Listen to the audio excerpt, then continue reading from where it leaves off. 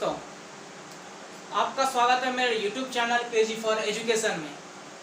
आज हम अपने इस चैनल में अपने जो सबसे महत्वपूर्ण अधिकार जो हमारे संविधान में दिए गए हैं यानी कि मौलिक अधिकार, उसके बारे में जानेंगे कि आखिर मौलिक अधिकार, मूल अधिकार या फिर फंडामेंटल राइट्स इंग्लिश में कहें तो क्या होते हैं, किस अनुच्छेद में, किस भाग में और कहाँ से इसे लिया गया, ये सब चीज़ों के बारे में आज हम इस क्लास में जानेंगे।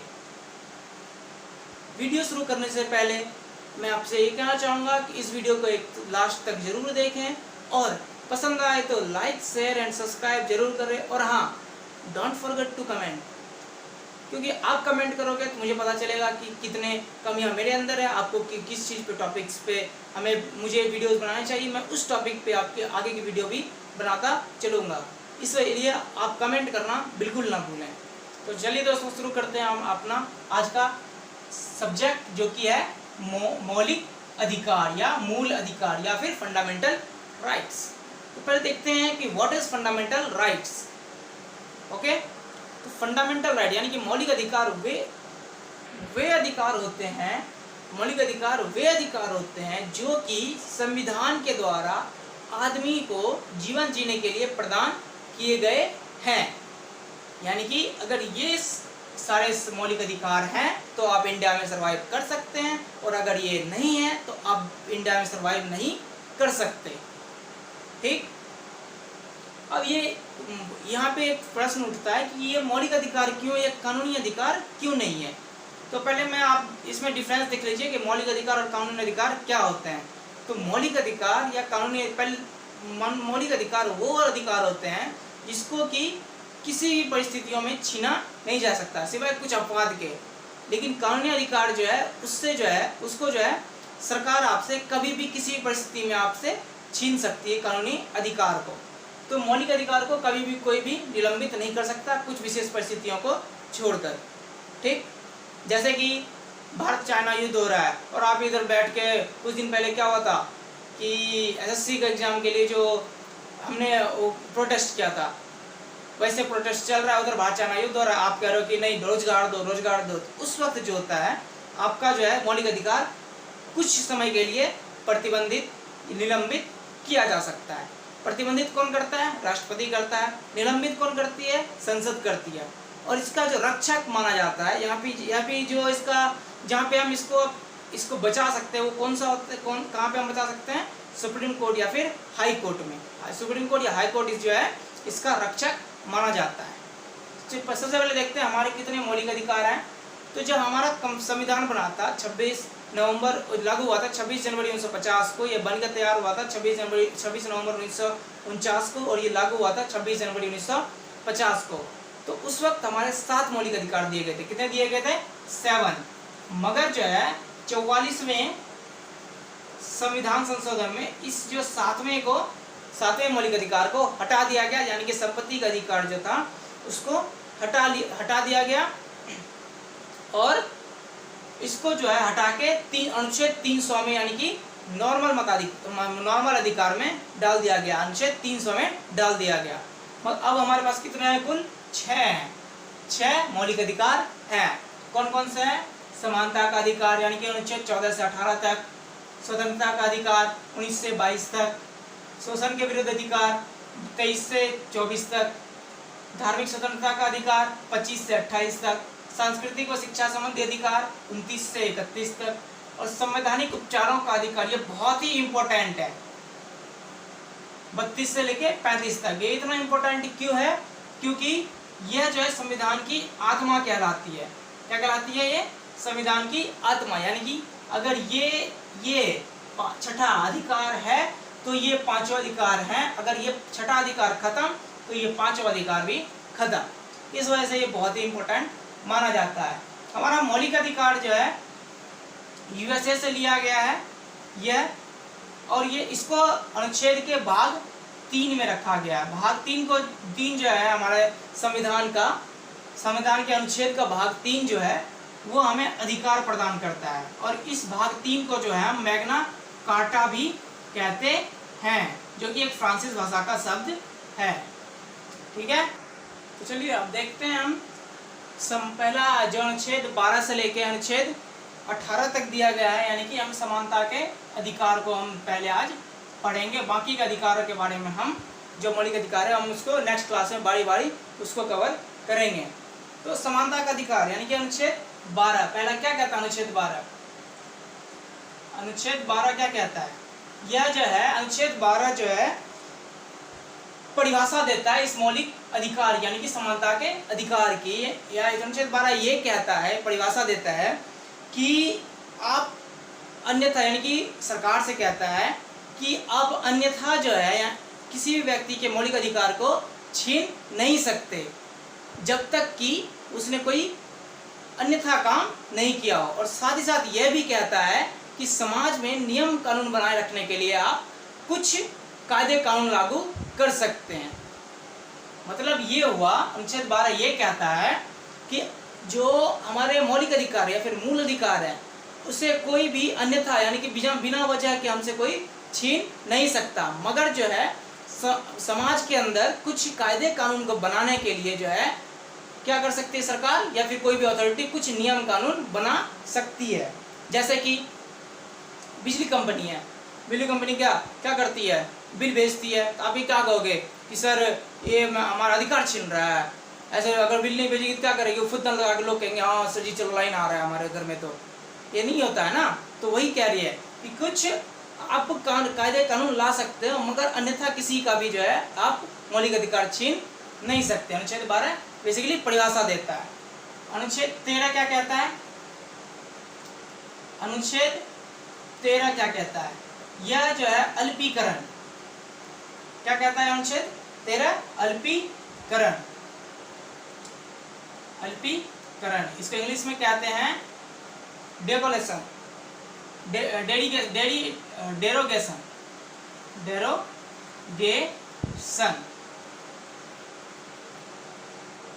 यानी कि अल्पीकरण क्या हुआ?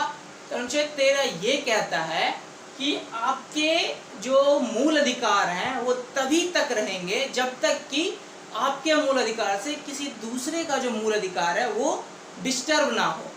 और साथ ही साथ ये भी कहता है कि संविधान लागू होने से पहले यानी कि संविधान कब लागू हुआ हमारा? 26 जनवरी 1950 को। इससे पहले जो भी कायदे कानून थे वो भी रहेंगे मगर जो है वो तभी तक रहेंगे जब तक कि किसी व्यक्ति का मूल अधिकार खत्म नहीं होता है यानी कि डिस्टर्ब नहीं होता है। पहले मैं इसको समझा दूं अल्पीकरण को, उसके बाद मैं ये पॉइंट भी समझाता हूँ। इसमें क्या था कि आपका मौलिक अधिकार तभी रहेगा जब तक कि आपके मौलिक अधिकार से दूसरे का कोई मौलिक अधिकार डिस्टर्ब ना हो।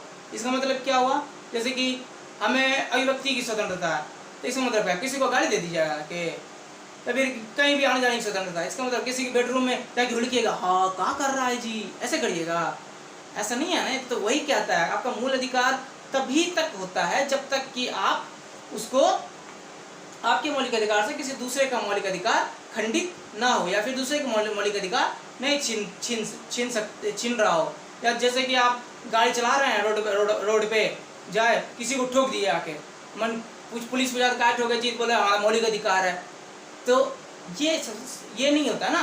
तो हमारा अनुच्छेद 13 यही कहता है।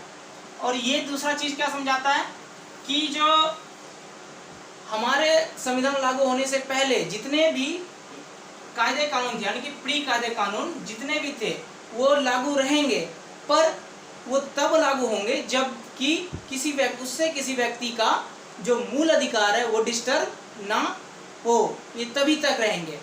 जैसे कि इसमें एक पर्सनल लॉ क्या है? Personal law. जैसे कि मुस्लिमों में क्या है?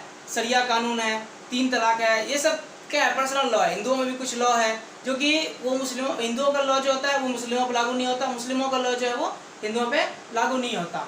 मगर इसमें क्या था? 3 तलाक क्या था? उसको क्या किया सरकार ने? हटा दिया है। क्यों हटा दिया है? क्योंकि उससे जो है लोगों के दूसरे के अधिकार को मूल अधिकार का खतरा होता था। जब इसको हटाया 3 तलाक को, तो जो हमारे मौलाना थे वो जाके सुप्रीम कोर्ट में कहते हैं ओए सुप्रीम कोर्ट क्या कर रहे हैं जी, ये तो हमारा मौलिक अधिकार है, इसको आप कैसे हटा सकते हैं? तो तब सुप्रीम कोर्ट उसको खूब धत्कारा, बोलता है कि क्लास आगे पढ़ते नहीं होगा, पढ़े लिखे नहीं होगा, ताकि देखो 3 तलाक से क्या हो रहा है, तुम्हें तो अधिकार मिल रहे हैं, पर जो महिलाएं हैं, जिस महिला से तुम्हारी शादी हुई है या फिर जिस महिला की तुमसे शादी हुई है, उसका अधिकार तो खंडित हो रहा है ना। आप तो कह रहे हो तलाक तलाक तलाक, तो इसका मतलब तलाक दे दिया आपने उसको, मगर ये क्या होता है, उसका मूल अधिकार डिस्टर्ब करता है। इसको 3 तलाक को खत्म होने के लिए किसने किया था? सायरा बानो ने केस किया था इस 3 तलाक को लेकर, सायरा बानो ने। तो अनुच्छेद 13 हमें ये कहता है कि आपका मौलिक अधिकार तभी तक रहेगा जब तक कि दूसरे का, आपके मौलिक अधिकार के कारण दूसरे का मौलिक अधिकार खतरे में ना पड़ा हो। ठीक, और साथ ही साथ ये भी कहता है कि संविधान से पहले जितने भी कायदे कानून थे वो सारे शामिल किए जाएंगे, बशर्ते उस कायदे कानून से किसी व्यक्ति का या व्यक्ति विशेष का मूल अधिकार खंडित ना होता हो। ठीक है, यहाँ तक समझ में आ गई बात। तो अब देखते हैं अनुच्छेद 14 को। जो ये अनुच्छेद 12 और 13 पढ़ा, ये बेसिकली क्या पढ़ा कि किसके बारे में, मतलब हमने अपने समान, मतलब मौलिक अधिकार या समानता के अधिकार के इसमें क्या दिया, डेफिनेशन दिया, और इसमें थोड़ा सा हमें बताया। अब लेकिन जो अनुच्छेद 14 है वो बहुत ही, मतलब 14, 15 और 16 जो है ये हमें यहीं से शुरू होता है आरक्षण, जो कि जिस पे आज अक्सर डिबेट होते रहते हैं। आरक्षण का मुद्दा इसी अनुच्छेद 14, 15 और 16 में है। इस आरक्षण का मुद्दा हमारा अनुच्छेद 14 क्या कहता है? अनुच्छेद 14 कहता है कि कानून के समक्ष समानता, कानून के समक्ष समानता। और दूसरा क्या कहता है इसमें? पहला ये हुआ, दूसरा कहता है कानून का समान संचालन या संरक्षण, कानून का समान संरक्षण। ये जो है ये यूके से लिया गया है और ये जो है यूएसए से लिया गया है। हम बेसिकली इसको फॉलो करते हैं, इसको कम करते हैं। 80% हम इसको फॉलो करते हैं और 20% जो है हम इसको फॉलो करते हैं। अब ये क्या है जी? तो अब देखिए, कानून के समक्ष समान कानून के समक्ष समानता और कानून का समान संरक्षण, ये क्या है? तो हमारा संविधान कहता है कि कानून के सामने, यानी कि सरकार जो है किसी व्यक्ति को जो है लिंग, जाति, रंग, धर्म, किसी के आधार पे जो है भेदभाव नहीं करेगी। कानून के समक्ष सभी समान रहेंगे। वो देखते हैं कोर्ट में वो काली पट्टी और हाथ में तलवार लिए, एक हाथ में तराजू लिए रहती है। उसका मतलब क्या हुआ कि कानून सबके लिए समान है। उसके लिए जितना महत्वपूर्ण मुद्दा राष्ट्रपति है, उतना ही महत्वपूर्ण उसके लिए एक आम नागरिक भी है। ऐसा नहीं है कि आप राष्ट्रपति हैं तो आप छूट जाएंगे, शाहरुख खान है तो आप छूट जाएंगे। अगर शाहरुख खान को मर्डर किया है तो उसको भी 5 साल का सजा होगा। अगर रमन ने मर्डर किया है तो उसको भी 5 साल का ही सजा होगा। क्या कहता है अनुच्छेद 14 कहता है कि आप कानून के समक्ष हमेशा समान रहेंगे, चाहे वो कुछ भी, कोई भी हो। मगर इसमें कुछ अपवाद हैं, जैसे कि राष्ट्रपति और राज्यपाल। ऐसा कहा जाता है कि राष्ट्रपति अगर खून कर दे, राज्यपाल या राष्ट्रपति या राज्यपाल कोई मर्डर कर दे तो उस पर जो है ना कार्रवाई नहीं होगी, उस पर सिर्फ जुर्माना लगा के छोड़ दिया जाएगा। क्यों? अब भाई राष्ट्रपति को अनुच्छेद 72 के अनुसार 72 में अधिकार दिए गए हैं और राज्यपाल को भी 162 यानी अनुच्छेद 162 में अधिकार दिए गए हैं कि वो अपना सजा खुद से माफ कर सकते हैं। जैसे राष्ट्रपति को सजा हुआ 10 साल तक, वो क्या करेगा? सजा लिख क्या है, हाँ ये फलना राष्ट्रपति है, चलो भाई मैं रामनाथ कोविंद अपना सजा को खुद ही माफ करता हूँ, भाई चल ले, नहीं जा रहा मैं जेल में, क्या देगा सीधा। मगर इसका भी एक तोड़ दिया गया है कि आप जब तक ये व्यक्ति यानी कि रामनाथ कोविंद जैसे भी राष्ट्रपति हैं, आप तब तक उस पर मुकदमा नहीं चला सकते जब तक कि वो पद पे है। जैसे वो पद से हटेगा, आप उस पर मुकदमा करिए, आप उसको फांसी दीजिए, कुछ कीजिए, कोई फर्क किसी को नहीं पड़ेगा। उसको उस वक्त ये नहीं देखा जाएगा कि वो पूर्व राष्ट्रपति है या फिर वर्तमान राष्ट्रपति है, ये कुछ नहीं देखा जाएगा। वो सिर्फ उस वक्त ये देखा जाएगा कि वो एक कॉमन आदमी है, यानी कि आम आदमी है, और उसके लिए जो है कोई सबके लिए जो है समान कानून होगा, उसके लिए कोई मर्जी नहीं की जाएगी। ये तो हमारा अनुच्छेद 14 कहता है। अनुच्छेद 15 जो है क्या कहता है? अनुच्छेद 15, हाँ नहीं, एक बात और इसमें अनुच्छेद 14 में क्या कहता है? अनुच्छेद 14 एक बात और भी कहता है कि जैसे कुछ जो हमारे जैसे हमारे वैसे 2 जेंडर होते हैं, स्त्रीलिंग और पुल्लिंग, अब तो तीसरा भी ट्रांसजेंडर है।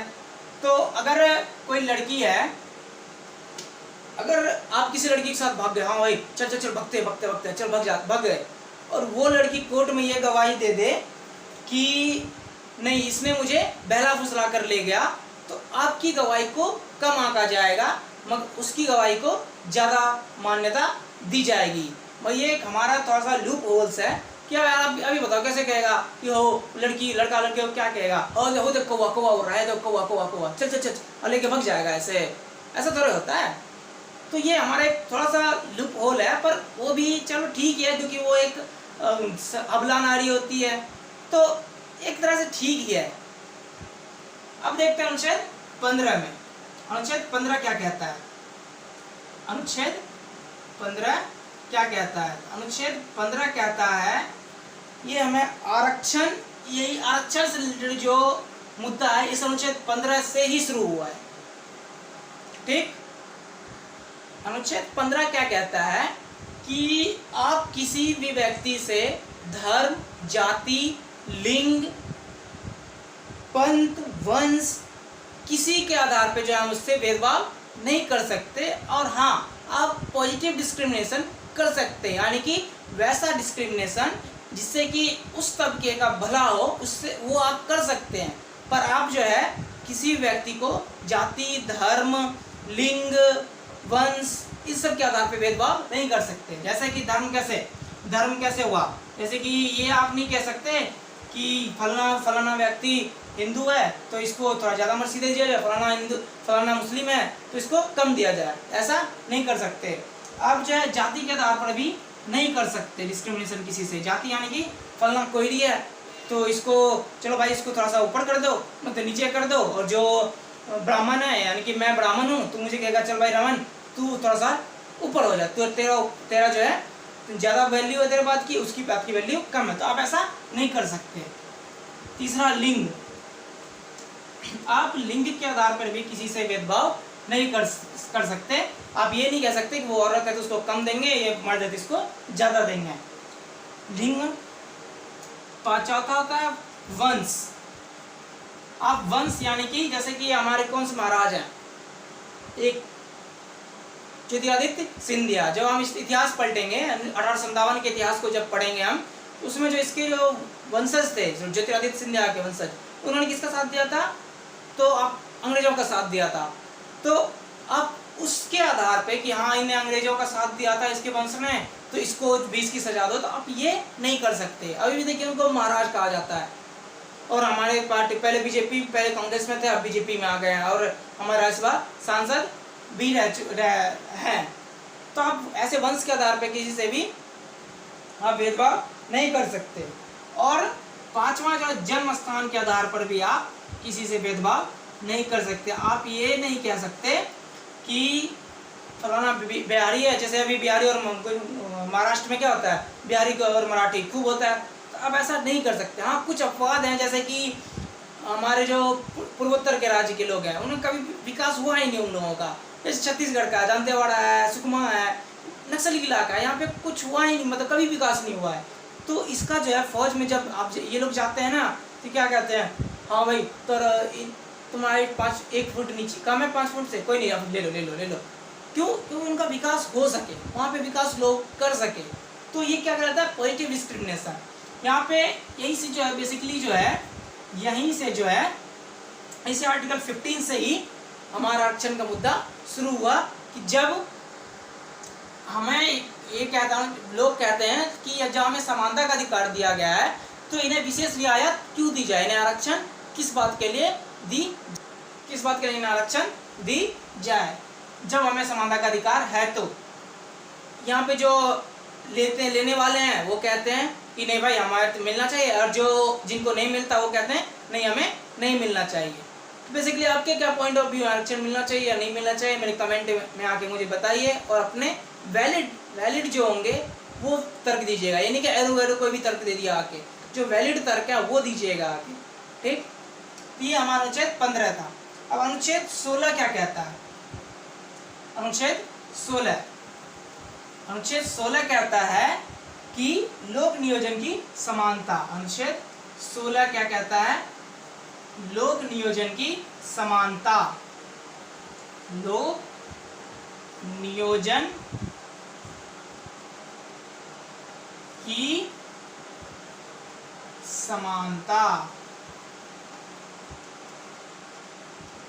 समानता ये क्या होता है कि आप अगर लोक नियोजन मतलब नौकरी, सरकारी नौकरी, ये अनुच्छेद 16 जो है हमें सरकारी नौकरी की समानता देता है। इसमें क्या है कि आप किसी व्यक्ति से जन्म, स्थान, लिंग या जाति के आधार पर भेदभाव नहीं कर सकते। हाँ, आप कुछ पॉजिटिव डिस्क्रिमिनेशन मैंने पहले ही बता चुका हूँ, पॉजिटिव डिस्क्रिमिनेशन कर सकते हैं। जैसे कि अब ये ऐसे मान लीजिए कुछ तबके हैं, ऐसे तबके हैं। अब ये देखिए ये दोनों तबका क्या है, ऊपर है, ये क्या दबा हुआ है। तो अगर हम इसको थोड़ा सा आरक्षण दे देते हैं, ऐसा संविधान कहता है कि इसको आरक्षण अगर दे देते हैं तो ये भी जो है आगे बढ़ के यहाँ तक आ जाएगा। वो आरक्षण जो है इसको बढ़ने से नहीं रोकता, पर ये जो है इसको बढ़ने के लिए भी प्रोत्साहित करता है। तो यही कहता है कि आप लोक नियोजन की समानता, यानी कि नौकरी के पेशा में, नौकरी में आपसे कभी भी जाति, लिंग या जन्मस्थान के कारण आपसे भेदभाव नहीं किया जाएगा, कुछ अपवादों को छोड़कर। जैसे कि मैंने आपको बताया था पूर्वोत्तर के राज्य हैं, या फिर जैसे जम्मू कश्मीर के माइग्रेंट होते हैं, तो इन सब के कुछ अपवाद हैं, इनको छोड़कर आपसे कभी भी कोई डिस्क्रिमिनेशन नहीं किया जाएगा। अनुच्छेद 17 क्या कहता है? तो अनुच्छेद 17 जो है अस्पृश्यता यानी कि अनटचएबिलिटी को दर्शाता है। अस्पृश्यता यानी कि अनटचएबिलिटी इंग्लिश में कहा जाए तो ये क्या कहता है? ये जो है अनटचएबिलिटी को खत्म करता है। पहले तो इसका बहुत कम उदाहरण मिलता था, अब इसका बहुत सटीक उदाहरण मिलता है कि अभी जो कोरोना वायरस चल रहा है, तो अब क्या कहते हैं, जैसे किसी को कोरोना आ गया, कोई बीच में जाके खा दिया कर दिया, क्या कहते हैं लोग, क्या कहते हैं दूर। तो आप इन सब चीज़ों से ये क्या दिखाता है? अनटचएबिलिटी। यानी कि पहले क्या होता था कि आप लोग क्या कहते थे, जो गांव, अभी भी कुछ गांव में होता है कि जो ऊंचे जात के लोग हैं वो नीचे जात के लोगों को क्या कहते हैं, चल नीचे बैठ तू नीचे बैठ, तो ये कहते हैं। मगर जो अब जो कानून ये हमारी महामारी चली है, इसमें तो हम कर सकते हैं, क्योंकि अब भाई संक्रमित बीमारी थी से तो दूरी बनाना चाहिए। मगर ऐसे अब हम जो है ऐसे बेसिकली किसी को जात के आधार पर, हम किसी से लिंग के आधार पर, हम किसी से जो है हम वो डिस्क्रिमिनेशन नहीं कर सकते। जैसे कि हम एक केरल में एक पहले कानून था औरतों को कि आप जो है अपने स्तन को नहीं ढक सकते, और ये नहीं, वहाँ पे ये भी था कि उनको जो टैक्स लगता था वो स्तन के साइज पे डिपेंड करता था। जिसका साइज बड़ा होगा उस पर ज़्यादा टैक्स लगेगा, और जिसका साइज छोटा होता था वो कम टैक्स लगता था उस पर। तो ये बहुत तरह के डिस्क्रिमिनेशन होते थे कि पहले के टाइम पे। उस वजह से ये जो अनुच्छेद 16 जो है वह अनुच्छेद 18 जो है वो इस अनटचएबिलिटी को खत्म करता है। अनुच्छेद 17 जो है वो अनटचएबिलिटी को खत्म करता है। वो ये कहता है कि आप किसी भी व्यक्ति से किसी भी प्रकार का भेदभाव नहीं कर सकते। आप ये नहीं कह सकते कि वो चमार है तो वो नीच जाति का है, वो और मैं ब्राह्मण हूँ तो मैं ऊंची जाति का हूँ, आप ये नहीं कह सकते। इसी चीज़ से बचने के लिए ना इनको आरक्षण दिया गया था। जो आप कमेंट, अगर आप कमेंट करके बताइए क्या ये सही है या फिर ये आरक्षण गलत है। ठीक, अनुच्छेद 17। और ये अपना जो अनुच्छेद लास्ट अनुच्छेद बचता है वो है अनुच्छेद 18। अनुच्छेद 18 क्या कहता है? अनुच्छेद 18 क्या कहता है? अनुच्छेद 18 हमें ये अधिकार देता है कि उपाधियों का ये अंत करता है। यह अनुच्छेद 18 उपाधियों का अंत करता है, उपाधियों का अंत करता है। यानी कि ये कहता है कि आप जो है किसी भी प्रकार की उपाधि, चाहे वो सर की, नाइटहुड की, महाराजा की, राय बहादुर की, राय की, ये सब जो है आप इस जैसा उपाधि नहीं रख सकते। कौन कौन सी? राय, महाराजा, सम्राट, महाराजा कुछ भी, राय बहादुर, राय बहादुर, ये सब जो है आप, या फिर क्या कहते हैं उसको, सर, या फिर नाइटहुड, ये सब की उपाधि आप नहीं लगा सकते अपने पहचान को दर्शाने के लिए। कुछ अपवाद को, जैसे कि वो कुछ अपवाद इसमें भी है, वो मैं आपको आगे बताता हूँ। जैसे कि हमारे देश के जो पहले शिक्षा मंत्री थे मोरारजी देसाई, उनको जो है पाकिस्तान का सर्वोच्च सम्मान जो है कौन सा? निशाने पाक। पाकिस्तान का सर्वोच्च सम्मान निशाने पाक दिया गया था, मगर वो वहाँ उनको निशाने पाक से सम्मानित किया गया था, मगर वो कभी भी ये नहीं लगाते थे निशाने पाक, निशाने पाक जो थे वो कभी अपने इस्लाम के आगे नहीं लगाते। या फिर जैसे कि मुझे मान लीजिए भारत रत्न मिलता है, तो मैं ये नहीं कहूँगा भारत रत्न रमन कुमार झा, ये नहीं कहूँगा, मैं सीधा कहूँगा रमन कुमार झा। मैं ये नहीं कहूँगा कि भारत रत्न रमन कुमार झा। या फिर और भी कुछ नोबेल पुरस्कार मिलता है, मैं ये नहीं बोलूँगा जैसे भी कैलाश सत्यार्थी या मलाला यूसुफजई को मिला है, तो वो ये नहीं कहेगी कि नोबेल पुरस्कार मलाला यूसुफजई, अगर वो इंडिया की नागरिक होती तो ये नहीं कहती।